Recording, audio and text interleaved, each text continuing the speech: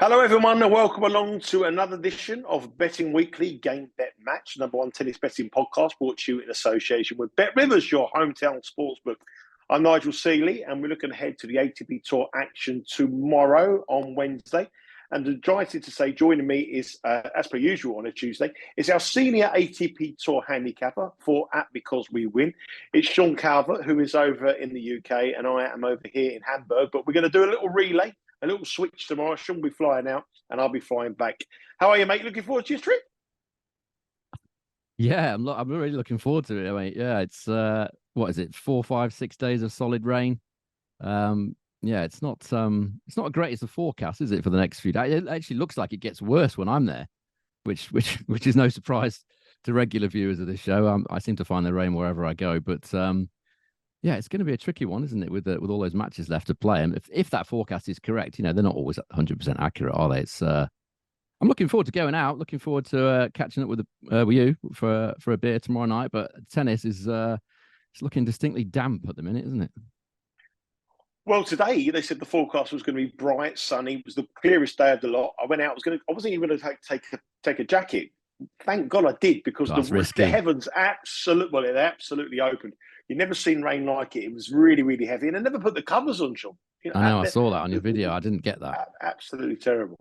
I didn't get it because this is what happened in Rome. It was when I was at Rome, there was a lot of rain. They knew there was a lot of rain, and they did have the covers on. And in Marrakesh, when I went to Marrakesh, maybe they weren't looking at the weather forecast because it doesn't often rain there, but they just didn't bother with any of the covers, and they couldn't dry the centre court out for about 2 days. I don't know, they were setting it on fire and all sorts was going on. But you would have thought, looking at the 10-day forecast for Hamburg, which basically is 90% rain, you would have thought they'd have covered the courts. But they seemed to dry pretty quick, though, didn't they?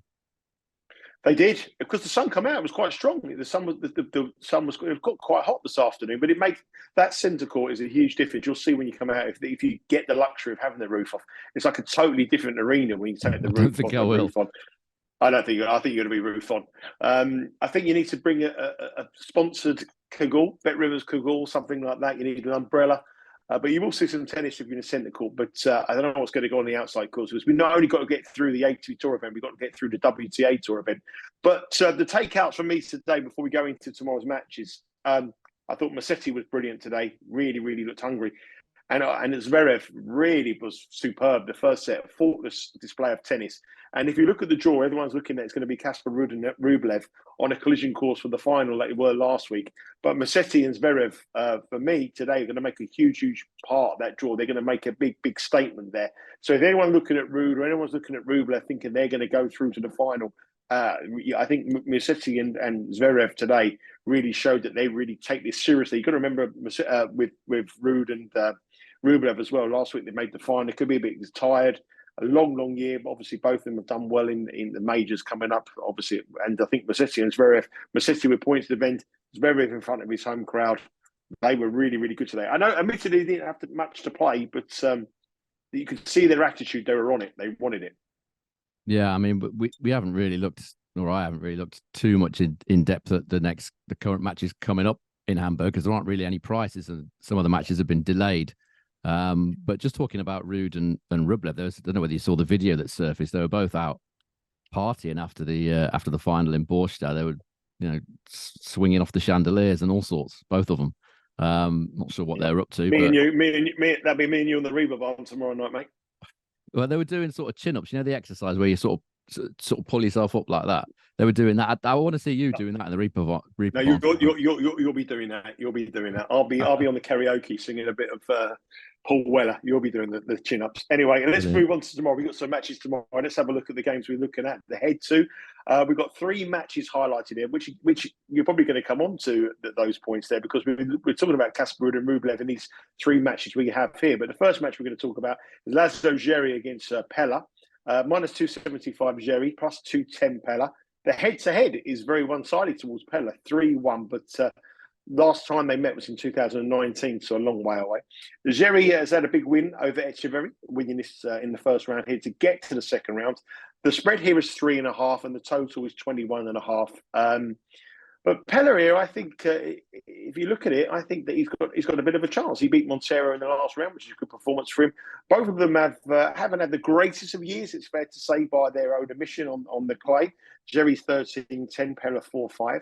But on the odds here, I think the Argentinian has a bit of a squeak here, plus 210. I don't know what you think, but Lazo Jerry done really well in conditions at Wimbledon before Wimbledon, and obviously it's on the grass court coming in. He's done a lot better than we would have expected. But really, probably played a lot more tennis here. Minus 275. I think that's a little bit on the higher side for Lazo Jerry.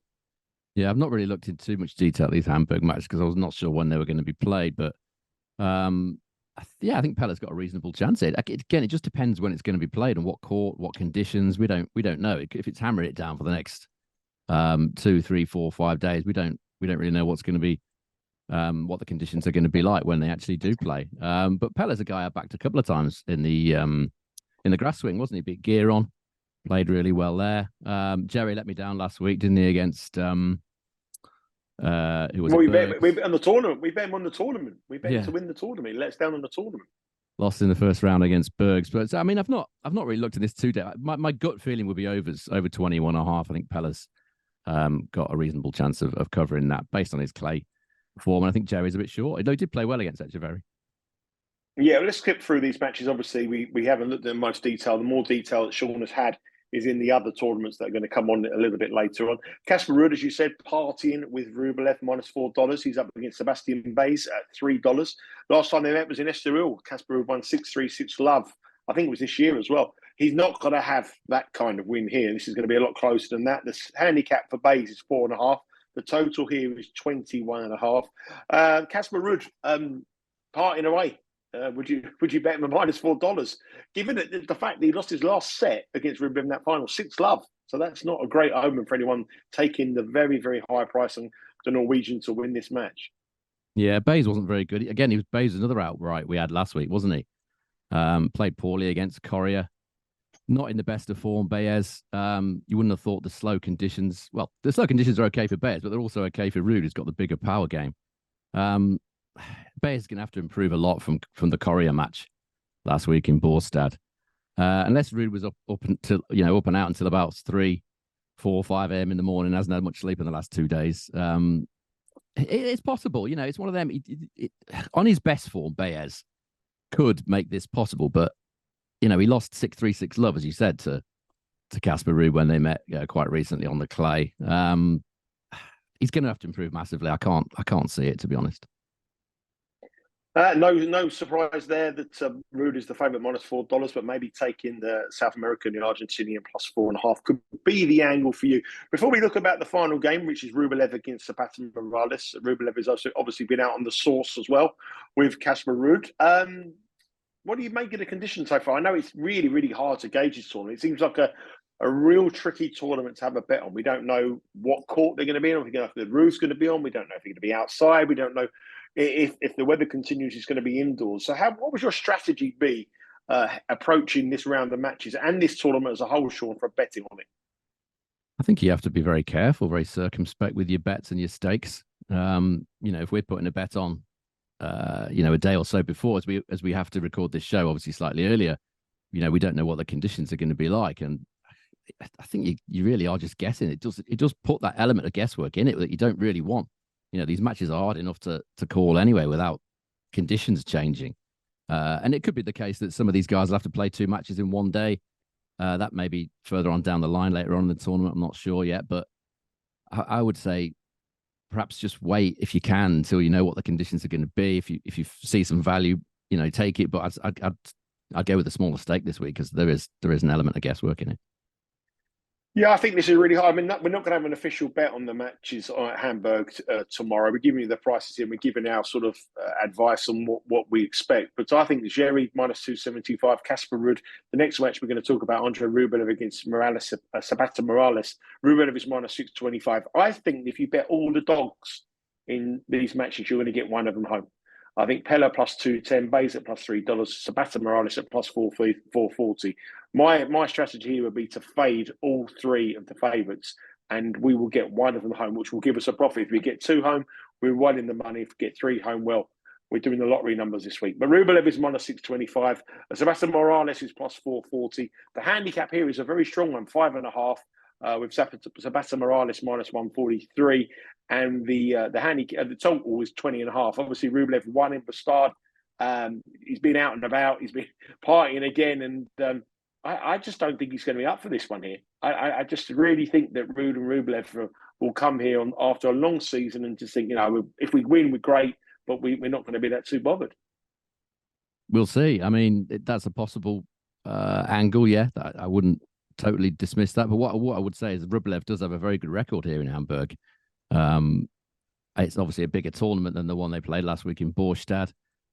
I think the only way I think Zapata Morales can win this match is if Rublev is very much fatigued and as you say, not massively motivated. Because he's been out on the lagers. Well, I didn't say he was drinking. It's not any motivation. Well, they might not have been drinking. They were just mucking about in it, in a nightclub. They might not have been, out. So I don't think they're like it's not like the old days of Ilya Nastasi and Marit Safin out all night until about 8 o'clock in the morning. I don't think it's anything like that these days with these guys. But obviously I wasn't there, so I couldn't say. But I think if you're looking at this tennis match, just between these two players, rather than thinking about what Rublev might have done in Borstad, it's difficult to make much of a case for Zapata because his serve is it just doesn't give him any free points on it. Really, he's got to win every point on a grind on the clay, and it's tough. It's a tough ask. I wouldn't be surprised if he took a set, maybe made Rublev go 3. That wouldn't surprise me. That would probably be the bet I would be interested in if I was having a bet on this match. I can't see him winning 2 sets unless Rublev is really not interested, which I doubt because I say he's played well here in Hamburg numerous times, Rublev. I state my case. I'm going to say that one of these gets beat. I think if we bet Pella plus 210, Bays at $3, Morales at Zapata Morales at 440, we will cash. One of them will win. I think all 3 are vulnerable favourites. And I don't know about you, Sean, but there's not many times you go out in a nightclub till 4 o'clock in the morning, doing chin-ups, dancing away, singing. And it's not going to be. It's not going to. It might have been 9:30 at night for all I know. I don't know what time it was. I have no idea. Those nightclubs aren't open at 9:30 at night. Anyway, they might be in Borstad. I don't know. Well, anyway, we'll see. But I stand by my strategy here to fade all 3 favourites. I think one of them gets beat. Not saying which one, but I think if we have level stakes on all 3 and one wins, we're in the money. Let's move across now to Croatia, where the conditions are very, very different to what we have here in Hamburg.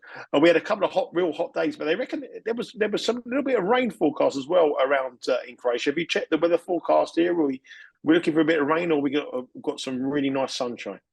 I haven't looked at the weather forecast, to be honest. The reason I haven't is because it looked like it was going to be pretty decent all week. I think the only thing it said was there might be some thunderstorms knocking about, but whether they hit the general area or not, I'm not too sure. It's pretty slow anyway in Umag. I don't think it's. If there is a bit of rain, I think it's only going to be temporary. It's not like this Hamburg sort of weather that you've got there, and I'll be getting tomorrow. Slow conditions, normally pretty hot, humid. I don't think the rain's going to make much difference there, to be honest. Okay, let's have a look at the first match we're going to look about. It's the number 1 seed, Lehecka, is minus 162 against the former US Open champion, Dominic Thiem, at plus 130. Now, Sean, you've been somebody that's always been sort of not critical, but you think that the market trend towards Thiem is something that's not been justified in terms of cashing tickets. The money still comes to the Austrian every time he plays. He's plus 130 here in a tournament that... against an opponent that really, I don't think will be suited by the conditions. I know the public will be betting Dominic Thiem here. He was impressive in his first round match against Bagnis. Lehecka, obviously, last match he played was in the last 16 at Wimbledon where he got beat by Medvedev. The handicap here, the spread is 2.5. Thiem getting 2.5, which a lot of people will look at and just think, I can't avoid betting Dominic Thiem. I've got to bet Dominic Thiem plus 2.5. He did well at Wimbledon, obviously, in that match against Tsitsipas. The total is 22.5. The public will bet Dominic Thiem at plus 130. I'm pretty certain that you probably won't be rushing to bet the 130. But I'm also don't think you'll be rushing to take the minus 162 on Lehecka either. What's your thoughts on this match? I think this would be a struggle for Lehecka. I think this is one occasion in the last sort of 12, 18 months of this Dominic Thiem comeback when I was quite tempted to back him, and I'll sort of go through the reasons for that. Lehecka struggled on clay this season. 5-5 win-loss, service points won, return points won total of just 98, and a service hold break total of 96. As you said, he was injured at Wimbledon, foot problem that caused him to skip Gstaad, where he was supposed to play last week, but didn't. So he's not played on clay for quite some time, and he didn't play well on clay during the clay swing. So that's a negative. The slow conditions may not be ideal for him. He does have power, so he might be able to hit through it, but his best form recently has come in quick conditions, hasn't it? On hard courts rather than on the clay. And now he's playing Thiem, who's played 3 matches on clay since Wimbledon, so he's got his clay shoes on a little bit. And Thiem's clay stats are better than Lehecka's at main level this season. He's 9-9 win-loss, service points won, return points won total of 99, and a whole break total of 101. So better stats at this level on this surface this season are those of Dominic Thiem. It's difficult with Thiem, isn't it? Because he did this last week. He played really well in the first round in Gstaad, beat Muller there, didn't he? And then he couldn't back it up again the next round. He's very, very up and down. He doesn't seem to have any consistency to his game anymore. The 2 bets I was thinking of here were the plus 130 about Thiem, and then I just couldn't pull the trigger. So my lean here will be over 22.5 total games. I think if Lehecka is going to win this, he's going to have to do it the hard way. I think Thiem will put up a very good fight here. That's a minus 105, 1.95 chance of Bet Rivers. That's kind of my thinking on that one at the minute. We almost got the unthinkable. Sean Calvert actually maybe betting Dominic Thiem. I was tempted. Go with the public trend. Very tempted. Well, that says something in itself that you're actually tempted to back Dominic Thiem here, because he's something that you've actually been an auto fade every single match that he's played. It's these circumstances with Lehecka not having played on clay and struggled on clay. There was fairly decent reasons for backing Thiem, but I just can't trust him at the minute. Not these days. There will be a huge amount of support for Dominic Thiem here, and if you don't want to bet him on the money line or the handicap or the totals that Sean has mentioned there's about 28 different markets you can bet on the Bet Rivers website on this match. The best betting options that you have on tennis are US side on the sportsbooks over across America. And remember, you can live stream this match. If you can't watch it on your television network, you can watch it on your mobile phone or your tablet or whichever device you want to watch on, if you just place a wager on the Bet Rivers website. So make sure you check out. And remember, it's an early start. A lot of these matches, Hamburg and Croatia, European time, obviously around about 5 a.m. Eastern time. So you're going to have to get your bets on nice and early. If you want to bet Dominic Thiem at plus 130, my advice would be to take it now. Because if Sean Calvert is having doubts, the public will definitely be on. And I expect the former US Open champion to start around about plus 110. And the next match, Offner, another Austrian. He's minus 182, the number 3 seed against Poprin, plus 145. The head-to-head here is 1 win apiece. The last time they met was in 2022 on an exhibition tournament on grass, which Poprin won. No surprise here. Now on clay, you would expect Offner to be the favourite, which he is. The handicap is 2.5, minus 114 for Poprin, and the total is a very high 22.5. Offner is the favourite. I expect again money to be for him, but Poprin has got some decent form. He's not someone who can't play on clay. We've bet him a couple of times this season already, and he's done us some favours. What do you think about this match? I think Offner's too short. I think he should be favourite, but not at this price. He's played. There's a few reasons to side against Offner. He's played a lot of tennis lately. He won the Salzburg Challenger in his homeland of Austria 2 weeks ago. Went straight to Båstad, made the quarterfinals there. So we played a lot of tennis on clay in the last couple of weeks. And next week he's due to play Kitzbühel, which is another home tournament for him, a bigger home tournament, obviously, than the Salzburg Challenger. So immediately I'm thinking, if a guy's played 2 long weeks and he's playing his home tournament next week, I'm immediately thinking, does he fancy this? Well, it remains to be seen, but I think there's a question mark there. Stats-wise, there's not a lot in it, really. There's nothing to suggest Offner should be this short. At main level, the clay stats last 12 months, Offner 6-4 win-loss, service points won, return points won total of 99, and a service hold break total of 99. Popyrin, 7-6 win-loss, and his totals are 100 and 100, so he's actually ahead, Popyrin, on the clay at this level. So, 2 reasons there where you would think Offner's too short at the price he is. On their head-to-head, there's absolutely nothing in it at all. The two matches that they've played there, Popyrin he had to win it in 3 tie breaks on the grass. Popyrin, I mean, Popyrin's not great on the grass. A few years ago, I was quite tempted to sort of start backing Popyrin on the grass because he has got what looks like the game for it, but he doesn't really have the movement for it. He's not really got the feel for grass courts, but he still won that match in 3 tie breaks. And he was a worthy winner. Popyrin, he won 7 more points in the match, 14% more second serve points, so he was good value for that win. And on the 2 matches that they've played, they've both won exactly the same percentage of service points and return points. So there's nothing in it on the head-to-head. Popyrin's slightly ahead on the main level clay stats from the last 12 months. And I'm questioning whether Offner will be really up for it this week. Plus, if it does get really hot in Umag, as it tends to do, I would certainly favour the Australian Popyrin in those sort of conditions rather than Offner. So it's just too short. This is too short. He's the right favourite, but not at this short. So I've taken Popyrin at plus 145 here at Bet Rivers.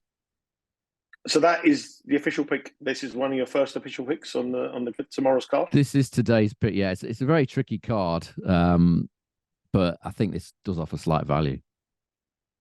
Before we move on to the final game, it's worth saying as well, when we spoke about Dominic Thiem, we never mentioned the fact that Kitzbühel is as well. So he's playing next week as well. Yeah, the reasoning for the opposition Offner may be coming to account for Dominic Thiem as well, that he plays Kitzbühel again.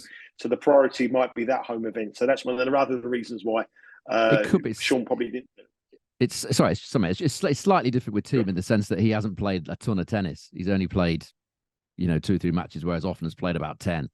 That's perhaps a factor. But yeah, you're right. He has got that next week, and he may well be. If he's got a slight injury, he may well be sort of saving himself. Yeah.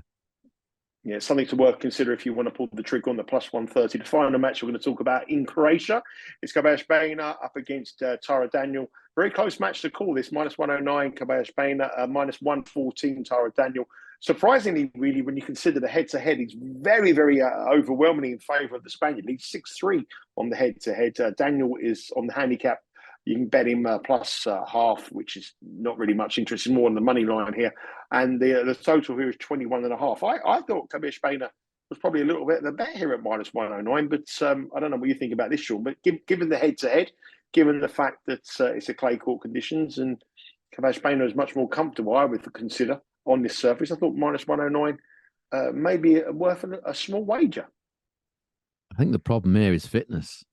It's with Roberto Carballes Baena. He was injured last week in Gstaad. He retired from his match last week in Gstaad against Stanislas Wawrinka. It really depends on how fit he is, because this is going to be an absolute grind in slow conditions with these two.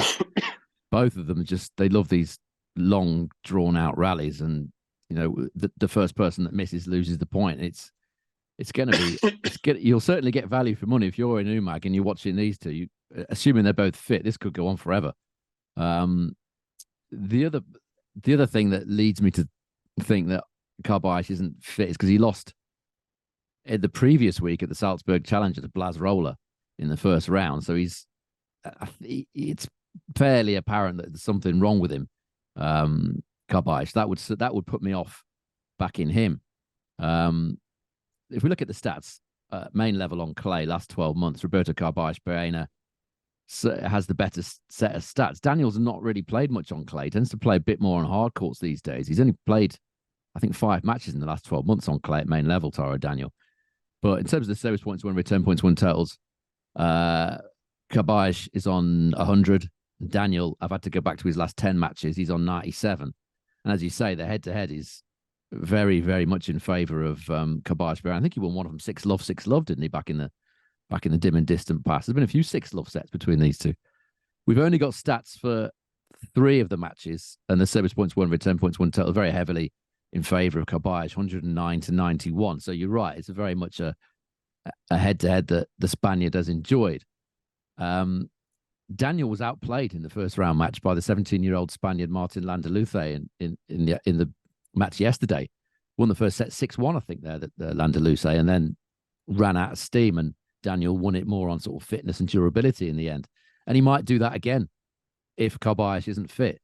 So that's the scenario that we're presented with in this match, it's difficult. We've got a potentially unfit Karbayesh against a not in form Daniel, who plays more on hard courts these days, and well, certainly less on clay at main level. So I'm tempted with Taro Daniel just on the basis of fitness, but I can't get involved in that. I think it's a no bet this match. Yeah, I'd be tempted by Calvert on the price, given his record, and I'd be tempted that he might be fit. And if he is fit, -109 is a huge price. But I think the best advice for us will be to look at the market, see where the market goes, and evaluate that in a few hours from now. Taro Daniel obviously famously took a set off Carlos Alcaraz at Roland Garros. I was at the match. I watched the game. He took a set off him. He's very up and down. He's 1 minute he's matching these beat Berrettini as well, didn't he, earlier on in the season, I think, as well. He's 1 minute he's taken, I think he also beat Zverev, didn't he, earlier on in the season, Daniel? He's a very mercurial player. One day he's beating these players, the next week he's struggling in challenges. He's a very, very difficult guy to call. He's not high on my list of players I'd normally like to get involved with. That's a favour for us, but watch the market, because that will give you, I think that will give you indication of how the fitness of Cabal Spain, or if the money comes through him, obviously the Spaniard might be informed with the head-to-head record. You might want to follow that in. But if the money comes for Daniel, then we know that Cabal Spain isn't in the greatest of form, so you might want to fade him. So really important to look at the money for that one. The final tournament we're going to look at is a bit closer to home to many of you watching this over in the States. It's in Atlanta. We have 3 matches here. The first match we're going to talk about is Nishioka up against Vukic. Nishioka is -136. Vukic is +110. 1-0. Nishioka wins against Vukic. Vukic is a big server in very fast conditions. Before we come on to the match, Sean, this is quick, isn't it, out here? We're talking about the weather conditions in Europe and the slowness of these two courts. It's totally opposite to what we're experiencing here over in the States. Yeah, very quick conditions. As I said on Sunday, it's the quickest tournament in the States. Atlanta averages 84% holds. 5th quickest conditions of the season. 45% of the matches feature a tie break. It's hot, it's humid, the balls are flying about all over the place. Yeah, it's generally a big server's court, but it's been won recently by the likes of Diminor. Brooksby's made the final, and Nakashima. So it's the returners can go well here as well, but it's generally known as a sort of fast conditions in a big server's court usually. Yeah. So given the conditions, Vukic here +110, you make a play for him. The handicap, Vukic receives 1.5. The total is 22.5. What do you think about that price? I think this is a tough one, purely because Nishioka's not played much tennis. He had a leg injury before the French Open, and then, as you'll probably remember, got embroiled in a lot of long matches at the French. And then he doesn't like grass anyway, so he didn't bother with the grass swing. He made a sort of token appearance at Wimbledon.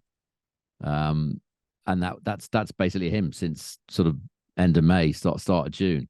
So he's lacking matches, Nishioka. I think that's why he's the price that he is. He's certainly the better tennis player of these two. Vukic tends to rely a lot on his serve. But what would worry me about Nishioka is not only his lack of matches, but his record against big servers isn't great either. He's 4 wins and 11 losses against the ones that I've got in my database as big servers. So that would concern me. Although he has beaten Vukic before, and it was many, many years ago, I think. Vukic's stats are not bad, actually. At main level, last 10 matches on outdoor hard, he's got a service points won, return points won total of 101, and a whole break total of 99. He is very serve-oriented. Doesn't break very often. Nishioka's got the better stats, but not by much. That's probably why these prices are so, well, relatively close, and the fact that Nishioka hasn't played. My lean here would be a set 1 tiebreak on the basis that Nishioka's playing his first hardcore match for a long time. And Vukic, as we've said, is a very strong server. That's the +350 chance of Bet Rivers. That's probably where I'd be going on this one. I like Vukic here, +110. I think given the amount of the tournaments that Nishioka has missed to come back against someone who's going to thrive in conditions, I think the Australian here has got a chance at +110 here. And the total, yeah. I think the 22.5 the total is quite cheap as well, given the amount, and that brings into your theory of the tiebreak in the first set. There's plus money on tiebreak played as well. Yeah, I mean they're all good angles here. I think you want to get with someone who I think who will thrive on the conditions. The next match is 2 people who will definitely thrive in the conditions. It's an all Australian battle between Alex de Minaur, who's a 2-time champion here, against Kokkinakis. Amazingly, considering these two are both Australian and considering they're sort of similar, they've gone up through the rankings together. They've never met on the ATP tour, which I find quite staggering, really. minus 305 for Alex de Minaur. Kokkinakis is plus 235. The spread is 3.5 with Kokkinakis receiving 3.5. I always like to bet big servers with a big handicap like 3.5 that, because you're going to get a 7-6, 7-5 set, which means that you could lose the match and obviously cash as well. The total here seems cheap to me as well at 22.5 with over minus 103. You could easily cash that with a straight sets Alex de Minaur win here. de Minaur has a brilliant record. Are you with me on my thinking, or do you think that there's another angle of attack in this match? I think this is a match that de Minaur should win, really, based on his record here. I mean, Kokkinakis was very fortunate, and we were very unfortunate with our bet on Gael Monfils in the first round, which yesterday, Monfils 4-love up in the deciding set tiebreak, ended up losing to Kokkinakis. Kokkinakis, it's always about fitness with Kokkinakis. If it's not about fitness, it's about motivation.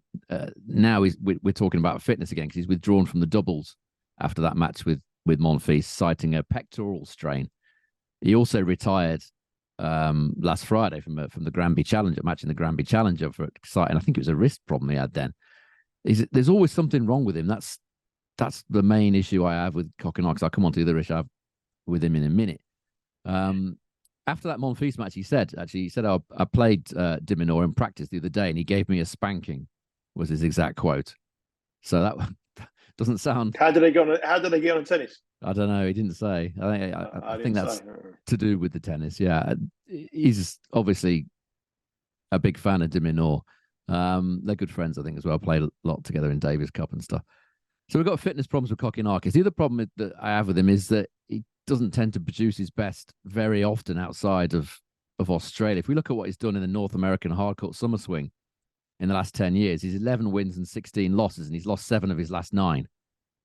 And he always tends to show up much better in Australia than he does this time of year in North America. That would really concern me. If we take Alex de Minaur's stats at this tournament, he's 9-1 win-loss in Atlanta, is de Minaur.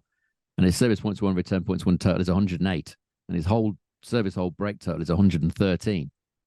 So he's really enjoyed the quicker conditions that allows him to get a bit more out of his kind of mediocre serve. And he's diffused a lot of these big guys for fun here in Atlanta. So I wouldn't be that optimistic about Kokkinakis' chances here. I think he's going to have to serve brilliantly and hope that de Minaur's a little bit rusty after Wimbledon, which is possible, of course, because he's not played on a hard court for a while. But I think de Minaur should win that one. And de Minaur is the favourite, minus 305. I'm inclined to go over the total games at 22.5 at minus 103. First set between two mates. Going out a tie-break, play the tie-break, and then we may cash that. We'll see what happens. The final match is an interesting one here. Christopher Eubanks, the big star after Wimbledon, the new American favourite. He's minus 1430 against Andres Martin. I know nothing about Andres Martin, so I need you to tell me all about him. He's currently ranked 723 in the world. He's plus 850 to cause a shock here.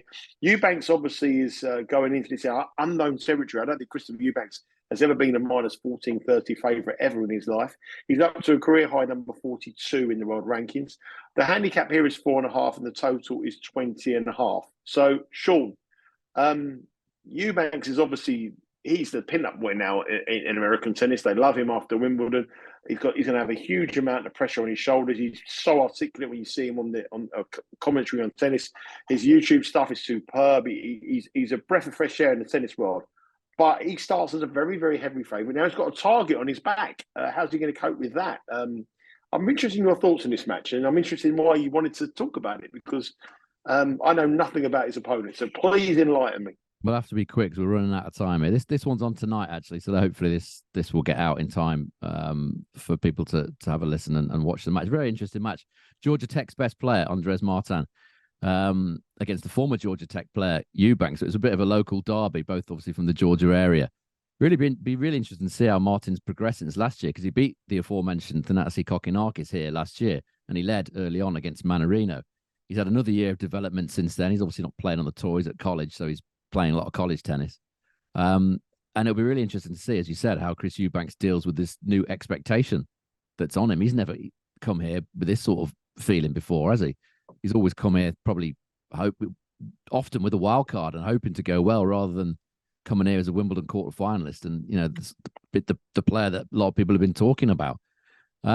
Based on how Martin played last year and based on the fact that he's had another 12 months of development and growth and strength and what have you, it's a very short price, this on Chris Eubanks, isn't it? He'll probably win this match, but I'm slightly tempted with the plus 235, 3.35 the Bet Rivers are offering about Martin winning this set. As I said, he beat Kokkinakis. He led against Manarino. He obviously thrives playing at home in front of his friends and family and all the rest of it. So if I was betting on this match, I'd definitely take Martin on the handicap in some way, yeah? And there you have it. They are the rundowns of all three tournaments, ATP Tour 50 events in Atlanta and Croatia, and the ATP Tour 500 event here in Hamburg. Remember, there's 4 ways to follow us here on Betting Weekly Game Bet Match. Download the podcast, Betting Weekly Game Bet Match, on your preferred podcast provider.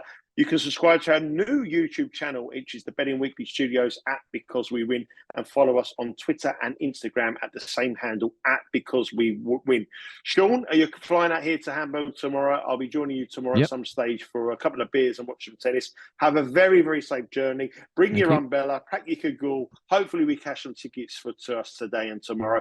Take care, everyone, and follow the content on our Instagram and Twitter account. Me and Sean going loose on the Reva Bar. Take care. All the best.